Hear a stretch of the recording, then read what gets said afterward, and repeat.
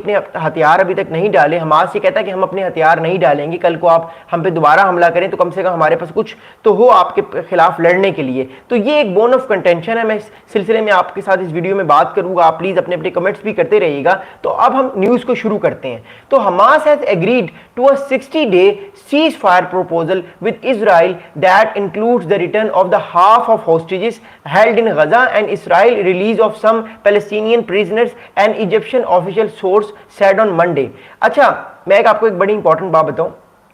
Hamas की और Israel की जो मीडिएशन करवा रही हैं वो इस टाइम दो कंट्रीज करवा रहे हैं, एक इजिप्ट करवा रहा है और एक कतर करवा रहा है। तो इजिप्ट के एक सोर्स ने ये बात बताई है मीडिया वालों को नाम बताए बगैर कि हमास जो है वो चाहता है कि किसी तरह वो सीज फायर डील जो है वो इंप्लीमेंट कर ले। सीज फायर डील वो 60 दिन की मानना चाहता है कि 60 दिन तक इसराइल की फौजें अटैक ना करें गजा पे और 60 दिन तक अगले 2 महीने तक पीस हो। और इस सूरत में जो हमास है वो 25 होस्टेजेस जो है वो वापस कर देगा इसराइल के, और इसराइल अपनी फौजें तब तक गजा से निकाल ले, ये इसराइल डिमांड करता है। अब दूसरी जानिब जो है हमास के जो एक बहुत इंपॉर्टेंट सीनियर लीडर हैं जिनका नाम है बासिम नईम साहब ने फेसबुक में भी एक स्टेटमेंट जो है वो दिया। ये हमास का फेसबुक पे एक पेज है, ऑफिशियल पेज है, उस पेज से बासिम नईम साहब ने जो हमास के लीडर हैं इन्होंने एक बड़ा इंपॉर्टेंट स्टेटमेंट दिया, वो मैं आपको बताता हूं।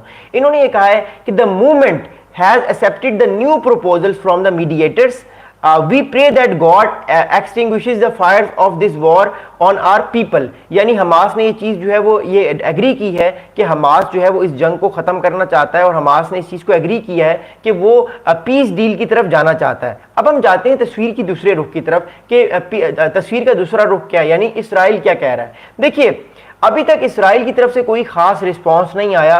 न्यूज़ चैनल्स ने जो है वो कोशिश की इसराइल की टॉप लीडरशिप से बात करने की, इसराइल ने इस पर अभी तक कोई बयान नहीं दिया। लेकिन हमारे पास बीबीसी, रॉयटर्स और सीएनएन की तरफ से जो ऑथेंटिक न्यूज़ आ रही है वो ये न्यूज़ आ रही है कि हमास जो है उसने ये फैसला कर लिया कि वो अब और लड़ाई नहीं कर सकता, क्योंकि हमास ऑलरेडी बहुत वीक भी हो चुका है और गजा में 60,000 पीपल जो है वो अभी तक मर चुके हैं, मारे जा चुके हैं। गजा में जो भूख है वहाँ पे जो है वो लोगों को खाना नहीं मिल रहा, स्टारवेशन है। सो इस वजह से वहाँ पे लोग बहुत ज़्यादा परेशान हैं। अगला इंपॉर्टेंट स्टेटमेंट मैं आपको बताता हूं कि सीएनएन ने एक और बड़ी इंपॉर्टेंट हमें न्यूज़ ब्रेक की है आज। सीएनएन को 2 इसराइल के ऑफिशियल्स ने नाम बताए बगैर एक बड़ी इंपॉर्टेंट इंफॉर्मेशन दी है।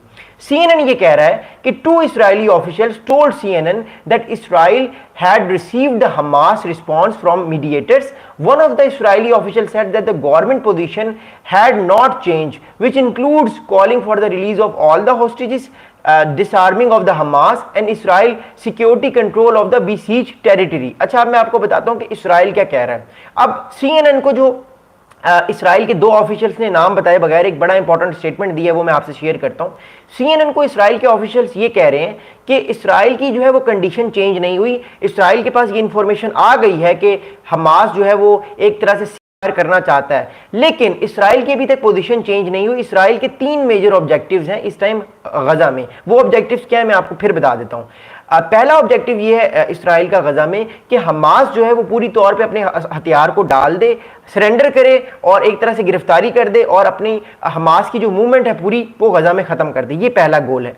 दूसरा गोल है इस टाइम इसराइल का या नेतन्याहू साहब का, जो होस्टेजेस हैं वो हमें 25-25 करके वो ना दें। जो 50 होस्टेजेस हैं जो मर चुके हैं या जो जिंदा हैं वो जिस भी कंडीशन में है वो सारी बॉडीज जो है वो इसराइल चाहता है, जबकि हमास कह रहा है कि वो सारे होस्टेजेस एकदम रिहा नहीं करेगा। वो पहले 25 करेगा पहले स्टेज में और अगले स्टेज में फिर 25 करेगा। यानी हमास भी इस टाइम बड़ी क्लेवरली खेल रहा है, वो एकदम से सारे होस्टेजेस को छोड़ना नहीं चाह रहा। लेकिन दूसरी तरफ जो है वो आप देखें इसराइल में इस टाइम बहुत सारे प्रोटेस्ट हो रहे हैं, तेल अवीव में प्रोटेस्ट हो रहे हैं, जेरूशलेम में प्रोटेस्ट हो रहे हैं। लोग गलियों में निकल गए हैं कि जितने भी हमें लोग मिल रहे हैं आप एटलीस्ट 25 लोग तो लें, आप एटलीस्ट जो है वो आप पीस डील तो करें। लेकिन जो इस टाइम जो गवर्नमेंट है नेतन्याहू साहब की वो पीस नहीं करना चाहती क्योंकि उसके अपने बहुत सारे प्रॉब्लम्स हैं।